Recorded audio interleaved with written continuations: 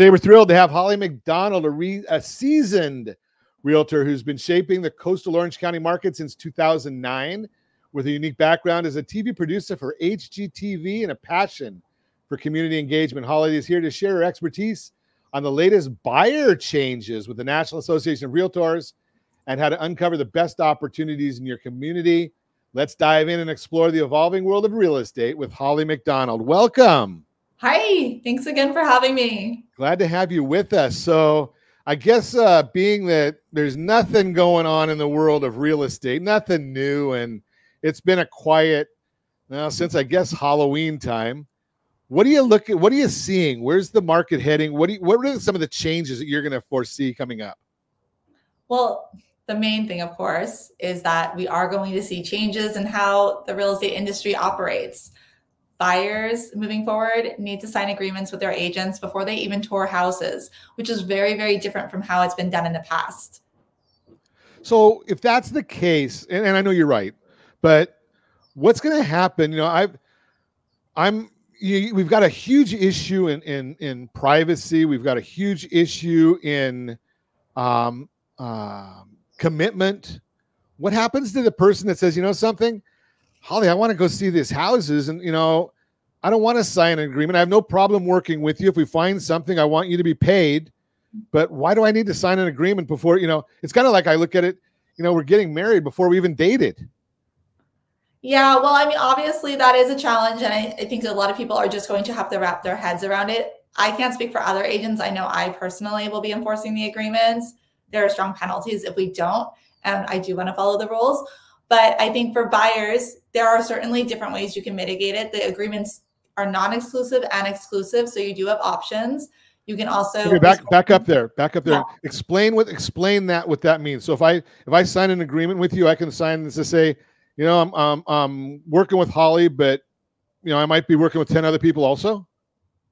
Well, in theory you can, but you have to be very specific about the properties that you're going to be working on with each agent. So you can limit it to different counties, to different cities, even to property specific that you're going to tour with that particular agent.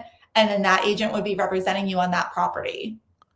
So who benefits from this change? Or does anybody benefit, or is it just causing a little bit of chaos?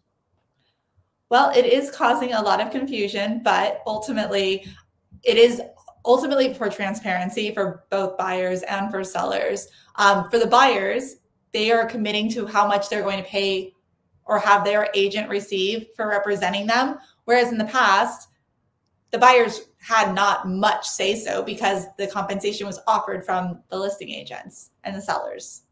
So does that mean the buyers are going to have to start paying more money now, being that I look at it and say, if I have an agent, or I know an agent, being that I have a license, I always disclose that. I'm not qualified, just like a lot of real estate agents. They're not qualified. I have a license.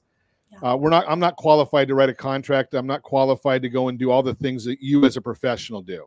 Mm-hmm. It's easy to get a license. I mean, it's easier to get a real estate license than a license to cut hair, and I don't even have any hair. But I digress. So you never see prices going down. So if a house is selling for $1 million or $1.2 million in Orange County, and historically it would have a 5 or 6 or 7% commission built into that. Mm-hmm. Is it still going to have the same commission built into it? Now you just have to add more for the buyer side? No, not necessarily. So, I mean, the contracts have all changed for the sellers as well when they submit a listing. So moving forward, the sellers are only putting on the listing how much they're going to be compensating their broker, so the one representing them. Now, as far as what a buyer's agent would be offered, sellers can still agree to offer compensation to assist the buyers, but that doesn't necessarily mean it's not going to be advertised. It's not part of the MLS, and that's all going to be very negotiable moving forward. Yeah, that's good. It seems to me. I don't know. I'm just, as a consumer advocate, I look at it and I say, they got to a point where, regardless of what the courts in Missouri say, it was always something that could be negotiated, mm-hmm. right? The buyer wasn't really doing much of the negotiations, but they could. The seller and the listing agent could negotiate whatever they wanted to do. And now, and it was, and it got to a point where it was even showing up on some of these syndications on the websites saying buyer's agent compensation 2%, 2.5%, nothing. When you take that away, doesn't that make it less transparent then? Well, so it's going to be a matter of buyers asking sellers for however much they need. So a buyer could ultimately agree to pay their agent out of their own pocket. However, they can also, in their offer, ask the seller to pay whatever fee is that they agree to with their agent. So if they have an agent that's requesting a lower amount that they have an agreement for, say they're working with an agent that says, I'll represent you, my fee is 1%. Then the buyer can go back and ask the seller for 1% to cover that. But if the fee that they have an agreement for is higher, they can ask the seller for, let's say, 2.5% or 3% for that consideration. Okay, so as the buyer, I'm having to negotiate more, and it seems to me the other thing that's going to come up is, I'm going to have to do more shopping for realtors now, aren't I, as a buyer? Yeah, I mean, I think ultimately it's a nice thing in the way that buyers and their agents will have more of a relationship. Just like when you're a seller and you're selling your property, you typically do interview a couple of agents to get a good feel for what sort of services they provide and how they'll be marketing your home. And now with the buyers, they're going to be learning what sort of services their agents will be providing for them above and beyond just like finding the property. Yeah, that's going to be an interesting situation there, because I'm going to submit that the average person doesn't have a clue all the things that you're doing in the background. Well, and that's our job to educate them, because there's so many things that go into the whole transaction. Right. I mean, but do you find the same thing? I mean, people say, well, Holly, all you did was wrote up a contract and submitted it, and there was nothing else to it. You make it look so easy. Of course, but there's a lot behind it. Right, exactly. And so now you're going to have to spend more time and so as this consumer, then I pretty much have to get a spreadsheet going and saying, okay, Holly does this, but I don't even know what I need to ask. You're going to have a whole presentation package, I guess, for that now, right? It's basically like a listing presentation, but for the buyers. Yes. Interesting. We're going to continue this conversation with Holly McDonald when we come back. Continuing our conversation, Holly McDonald from Compass is with us out there in the coastal communities. Okay, I'll say it. It's God's country. You're out there, and I've got location envy, Holly. Oh, thank you. Are you in Newport Beach? My office is in Newport. I live in Huntington. Okay, so it's got to be a rough drive from where you live to the office then. Of course, this time of year you probably got a bit of traffic, don't you? Actually, no, not really. Really? Okay. So you're in Huntington. Okay, so I don't get to Huntington as much, but we do have tickets for the air show, so we're going to be looking forward to that one. Oh yes, we love that. So tell me about the coastal communities. Is it getting at all affordable, or is it just for the affluent? Is it do you ever have a first-time home buyer there? Oh yeah, we definitely have our first-time home buyers here. Obviously, your expectations might have to be set a little bit lower depending on what you're looking for. There are other areas of Orange County where you can get more for your money, but we do have a lot of first-time buyers. And I've seen a lot of first-time buyers be able to, start with something small and modest, but their equity and appreciation goes up, pretty well. And then they're able to move on to the next property. So do you spend time with folks when you're consulting with them about these longer or shorter goals that they might have? Yeah, absolutely. Because I think that it's good for them to know like what their options are. And ultimately, a lot of people, they feel uncomfortable or they feel discouraged when they want something, like they want their dream house, but a lot of people don't get their dream house first. And it's the steps you take to get there that make it easier to achieve. That always fascinates me, and I think it might you as well, that you'll get somebody that comes in and they're used to, they're living in I don't know, even if it's a nice 2-bedroom apartment or condo, and their first step, they want to go, okay, I want that 4-bedroom house with a white picket fence and a pool. Yeah. Generally, that's not the first, the stepping stones, is it? Generally not. I mean, I certainly have had some clients that have been able to, get a pretty good size first time starter house for themselves. But generally, you start with something small, and it's not going to be your 4+ bedroom, 2,000+ square foot house. It's usually going to be something a little bit smaller that you're in for 3 to 5 years. So how do you define small in Newport and Huntington Beach? Is it, because I look at some of them and I see, 800 square feet. And then I look other areas, you move, just a few blocks inland, and you can be looking at, a couple of thousand square feet for something in the smaller sizes. Well, I mean, that is a blanket term. It very much depends on the person's budget and what they're comfortable with. If you're looking in Costa Mesa or Huntington Beach, you can still get townhomes and condos that are about 800 square feet for a reasonable price, like under 800,000, which may not sound reasonable depending on where you are, but for the area, it is more reasonable compared to the average price and the median price of homes. Well, when you're talking about, $700,000-800,000, Orange County median price, I didn't look it up today, but that was what, 1.1, 1.2 million just for a median price in Orange County. Yeah. So that's pretty reasonable right there. Yes. And then, I've always encouraged my clients that they're able to hold on to their properties before they, move up to their next one as an investment. That's gold. That's a great idea. But if they can't, they can certainly use their appreciation, their equity, and use that to parlay it into a larger home, a larger down payment. It's amazing how many people don't contemplate that. I was consulting a family over the weekend, and they hadn't even thought about the idea of keeping their existing property, pull some equity out for the down payment on the new one, and what they can do. Now, I don't believe it's going to happen. There are those people out there that believe prices are going to drop. Do you see much change?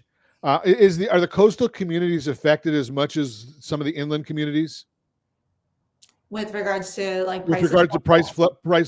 price fluctuations? No, I haven't noticed that to be the case. Obviously, if you're in a great financial recession, the crisis, yes, that's one thing. But no, I haven't seen that. I've honestly only seen prices go up. Yeah, it seems that it's my experience in watching has been that the prices go up. If they do, even in the Great Recession, they went down less in the coastal communities than in other areas, and they rebounded faster in the coastal communities. They tend to hold their value. I mean, we're talking about, we have an inventory shortage all over Orange County. And then when you limit it to just the coastal areas where we already have a limited supply of homes, that it makes it that much bigger. Okay. So that was going to be my next thought is, do you see those inventory shortages when you start talking, because, you've got properties there that are multi-million-dollar homes. Do you get inventory shortages there? The days on the market short there as well? Overall, the days on the market are quite short. In the upper end luxury homes, it is starting to drag out a little bit more than it was. That's always going to be the price point that's going to sit on the market the longest because there's less people that can afford it. But overall, we're still seeing inventory shortages and short days on market. So if I'm out shopping for an agent, is that something that for a listing agent? Mm-hmm. Is that something that I would be asking about? Is what their history is? Is that something that agents track? Is what their history is of days on the market or comparing their pricing to list price to sales price? Are those things that are trackable numbers? Yeah, definitely. That's something that is tracked and that we put into our presentations to show the sellers that this is how we operate and this is what you can expect from us. I think on the flip side, for buyers, it's also something that we talk about so that they realize, one, the pressure if they find a good property that they don't want to let it go. They don't want to linger on it too long. And also, we have to let them know about off-market opportunities too, because we have limited inventory around the county, but we also know about opportunities that are not necessarily listed on the major websites or the MLS. So you definitely want to talk to an agent to find out what their expertise is with that. That's a big issue. Explain that a little bit more because, I always thought that a lot of folks think that it's required to put the property on the MLS, the multiple listing service, and then it gets out to all the syndications of Zillow and Redfin and all the other websites. That's not the case. It's not the case. Not all sellers want their properties to be listed all over the place, and they want more privacy. And some sellers are a little bit on the fence, or maybe it's something that they're thinking about down the line, but if the right offer came to them now, they would consider it. So we have contacts with people that are ultimately thinking and open to receiving an offer. So when we come back, I want to talk about two issues: privacy, and I also want to talk about the idea there of make me move. So let's talk about both of those when we come back. Continue our conversation. Holly McDonald is with us this morning. We're chatting about a couple issues now. You're talking about in this day and age, and I'm not getting political at all. We just by stats that we're seeing. You can't turn on the news anymore and not see home invasions and robberies and all kinds of issues. And Holly, you're in some markets that are fairly affluent. Is there a big issue with people wanting to not have pictures of their property online and whatnot for privacy's sake? Yeah, certainly some sellers are more private, whether or not it's because they have expensive items or they just don't want people to be nosy. I know that might seem like counteractive to you want to sell your house, so you need to show it, but sometimes you do have those privacy issues and you have to honor them. And then that's why sometimes sellers don't want to put their homes on the public market or out there with a bunch of photos. So what's, as a professional in those areas, how do you counsel people to accomplish their sales goals if they're that limiting? Is there strategies in the area that you're able to employ? Yeah, we certainly have marketing strategies that we can use to assist our sellers. Ultimately, our goal is to help them sell their property and get them the most exposure and most price. Now, if the exposure piece is taken away, what we can do is we can use our network. We can work with our, the other agents in our brokerage.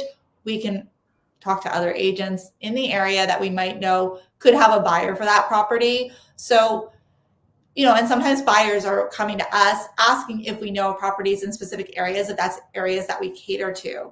So we're able to kind of work with the property and help the seller accomplish what they want without putting it on the multiple listing service, because that's a request. Okay, so you can honor the owner's request at that point. Of course. Yeah, and Compass is nationwide, worldwide. I don't even know. I know there's a lot of offices. Yeah, we're nationwide, and we do have some offices internationally now too. So is there a method within you going to somebody like yourself within a big organization? Mm-hmm. Are there going to be benefits there than going to XYZ mom and pop realtor? Well, since we have such a wide reach and we do have such a strong technology platform, there are certainly advantages that anybody thinking about selling or buying can utilize to have connection with these off-market properties.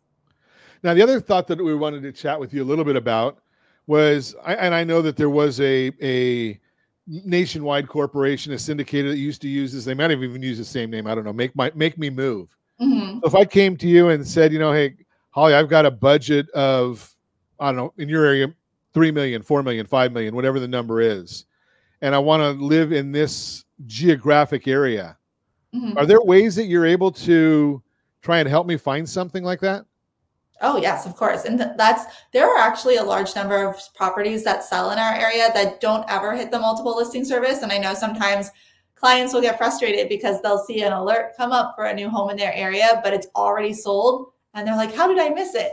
Well, that's because agents are networking and doing their job. They're getting their feet on the ground and they're looking for properties that'll work for their buyers. I mean, in a way, with the new buyer representation agreements, it gives the buyer's agents more incentive to get their butt in gear and go find the properties that their buyers are looking for if they don't exist on the market.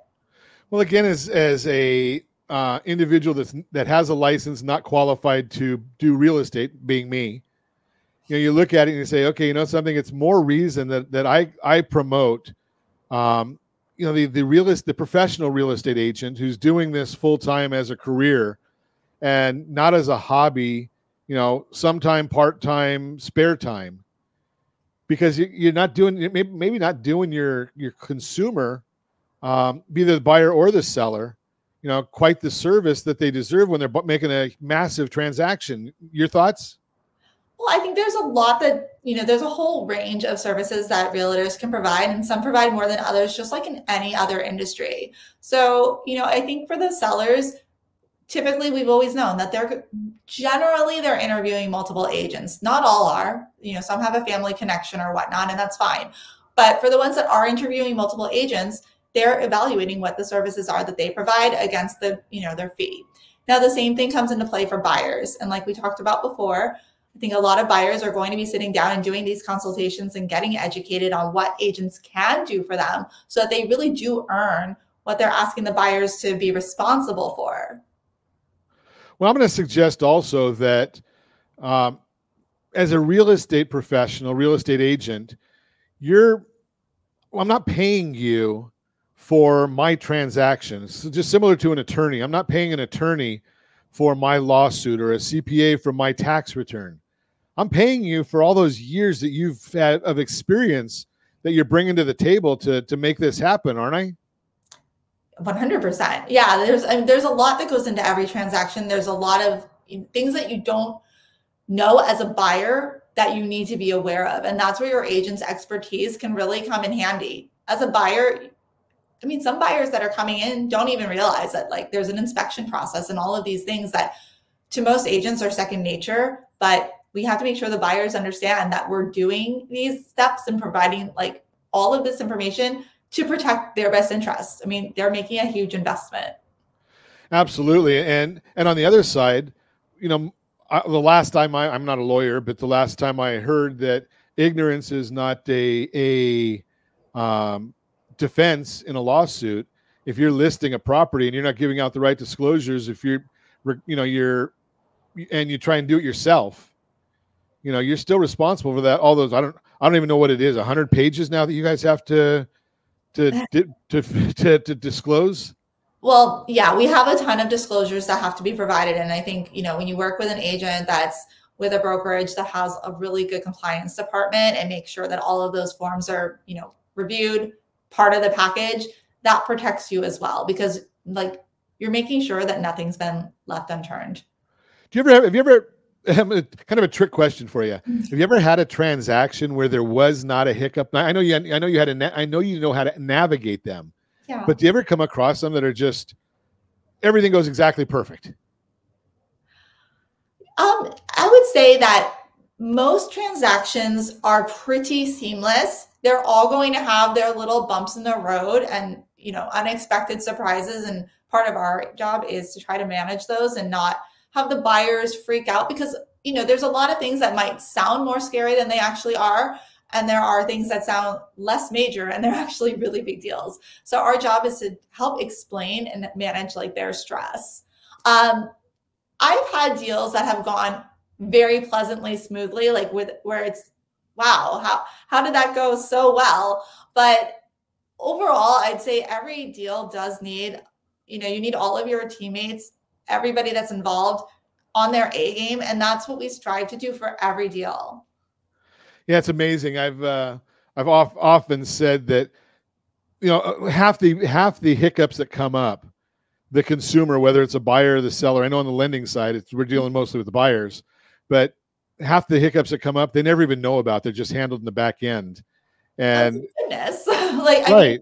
That would really be a way to, be a buzzkill and also bring undue stress to them. That our job is to try to solve those problems. Absolutely. Well, I appreciate you coming in and being with us and sharing your expertise. I know there's going to be a lot of changes coming up in real estate. The consumers have no idea about most of it because they don't deal with this every day like we do. So I really appreciate you coming in. And if you want to meet Holly McDonald, give me a call at 800-306-1990, 800-306-1990.